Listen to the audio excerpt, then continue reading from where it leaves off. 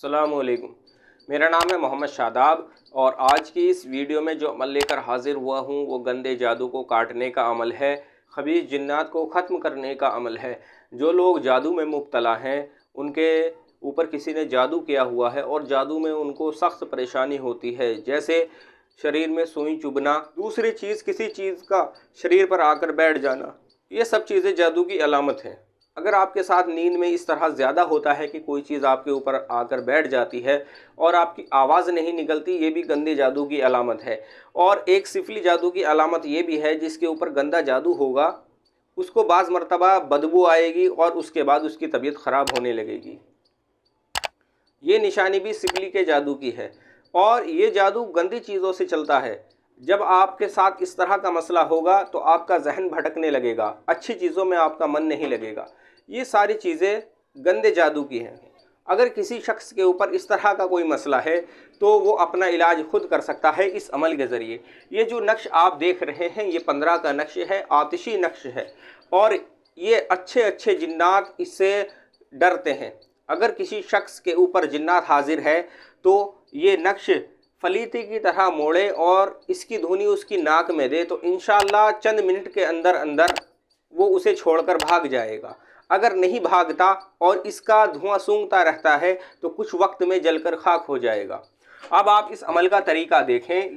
ये जो आप 15 का नक्श देख रहे हैं ये आतिशी चाल से लिखा हुआ है।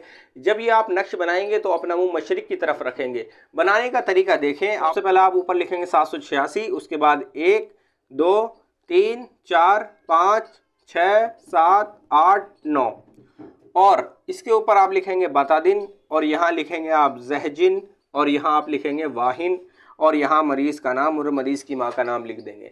इसी तरह से आपने 21 नक्श तैयार करने हैं। जब आप 21 नक्श तैयार कर लेंगे तो इन्हें फलीते की शक्ल दे देंगे। और दूसरी चीज़, आपने 21 नक्श और तैयार करने हैं। वो 21 नक्श आप अर्के गुलाब और ज़ाफ़रान से तैयार करेंगे।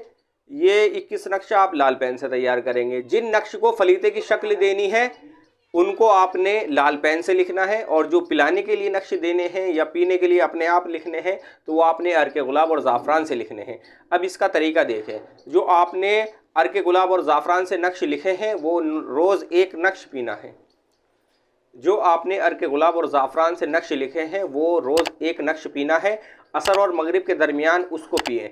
और जो जलाने वाला नक्श है यानी कि जो फलीता आपने तैयार किया है वो आपने मगरिब के बाद रोशन करना है।